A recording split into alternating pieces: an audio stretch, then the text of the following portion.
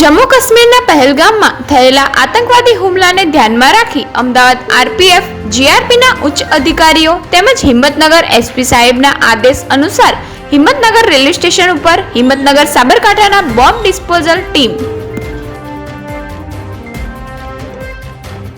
તેમજ SOG team GRP હિંમતનગરના in-charge head constable Vijaybhai Desai, આરપીએફના પીએસઆઈ હરેશકુમાર ચૌહાણ તેમજ ડોંગ બબ્બરની સાથે સ્ટાફના તમામ માણસો દ્વારા હિંમતનગરના પ્લેટફોર્મ નંબર 1 થી 3 સ્ટેશન બિલ્ડિંગ, પાર્કિંગ એરિયા તેમજ યાર્ડમાં ડોગને સાથે રાખી આધુનિક ઉપકરણો સાથે ચેક કરવામાં આવેલ.